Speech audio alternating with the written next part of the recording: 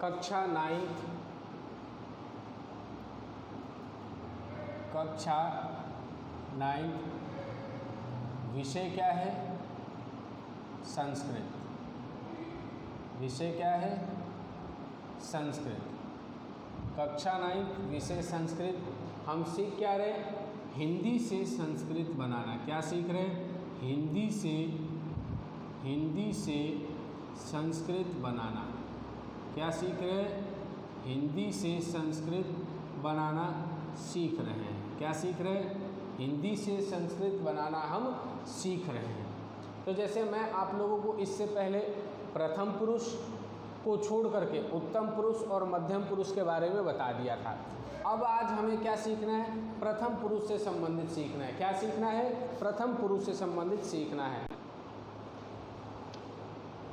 यानी आज हम सीखेंगे प्रथम पुरुष। प्रथम पुरुष की क्रिया से वाक्य बनाना। यानी प्रथम पुरुष की क्रिया को प्रयोग में लेकर के वाक्य बनाना हम आज सीखेंगे। तो आपको बताया हुआ है कि किसी व्यक्ति का नाम, या सामान्य भाषा में ले ले तो संज्ञा और सर्वनाम, ये सब किस में आते हैं? प्रथम पुरुष में। तो जैसे वाक्य लिख रहे हैं, वाक्य लिख दिया जाए राम पढ़ता है। अब यहाँ पे राम क्या है? किसी का नाम है, और पढ़ना क्या है? उसकी क्रिया है। तो नाम किस में आता है? संज्ञा में। यानी राम संज्ञा हो गया, और संज्ञा के साथ क्रिया किसकी होती है? प्रथम पुरुष की। तो रामः, एक राम है तो रामः। अब इसके साथ में पठ धातु के प्रथम पुरुष की एक वचन लगेगा। क्यों? क्योंकि पढ़ने वाला एक है, राम एक है। तो रामः पठति, रामः पठति, इसका क्या हो जाएगा? संस्कृत में अनुवाद हो जाएगा। दूसरा वाक्य बन जाए राम और श्याम पढ़ते हैं। राम और श्याम पढ़ते हैं। राम किसी का नाम है, श्याम किसी का नाम है। पढ़ना इन दोनों की क्रिया है, और क्या है? एक अव्यय शब्द है। यहाँ पे कर्ता दो हो गए, दोनों नाम है यानी संज्ञा है, तो संज्ञा के साथ में प्रथम पुरुष की क्रिया होगी, लेकिन कर्ता दो है तो प्रथम पुरुष की द्विवचन की क्रिया लगेगी। जैसे रामः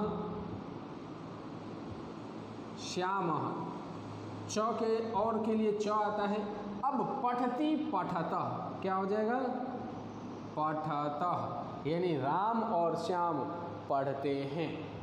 तीसरा उदाहरण राम श्याम और सीता, और सीता पढ़ते हैं। राम क्या है? किसी का नाम है, श्याम भी किसी का नाम है, सीता किसी का नाम है। पढ़ना इन तीनों की क्रिया है, और क्या है? एक अव्यय शब्द है। तो यहाँ पे कर्ता दो से भी ज़्यादा हो गए, यानी क्रिया किसकी लगेगी? बहुवचन की। तो पहले राम एक है तो रामः, श्याम एक है तो श्यामः, सीता एक है तो सीता, और के लिए च। अब पठ धातु के प्रथम पुरुष के बहुवचन में क्या होता है? पठन्ति। क्या होता है? पठन्ति। तो यहाँ क्या आ जाएगा? पठन्ति। यानी रामः श्यामः सीता च पठन्ति, रामः श्यामः सीता च पठन्ति। यानी राम श्याम और सीता क्या कर रहे हैं? पढ़ रहे हैं।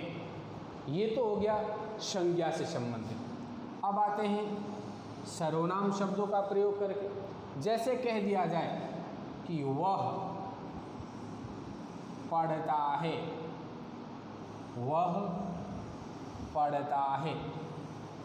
वह यानी किसी संज्ञा के स्थान पे प्रयोग किए जाने वाले शब्द क्या कहलाते हैं? सर्वनाम। यहाँ किसी का नाम आना चाहिए, वहाँ पे वह आ गया। ठीक है।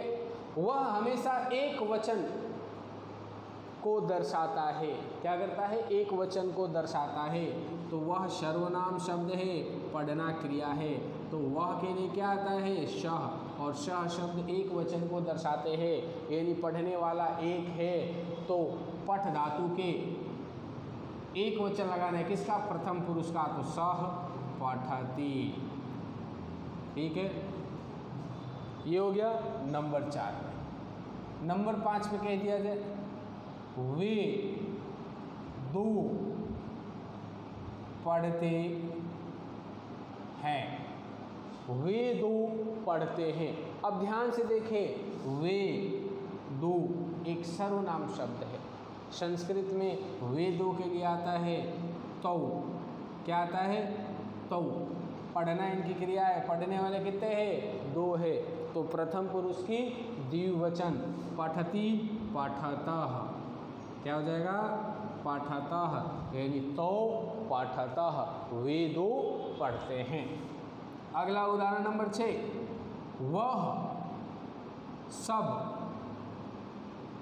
पढ़ते हैं। या ये लिख दिया जाए,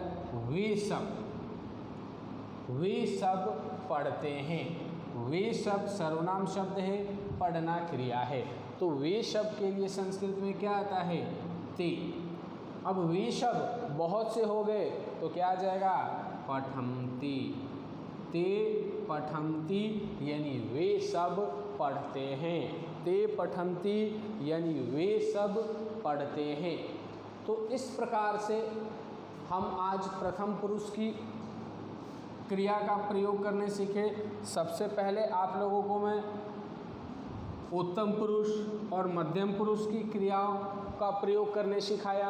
आज मैं आप लोगों को प्रथम पुरुष की क्रिया किस प्रकार से लगाते हैं ये बताया, और भी इससे भी कठिन प्रथम पुरुष में वाक्य बनाना आपको सिखाऊंगा। आज के लिए इतना ही। धन्यवाद।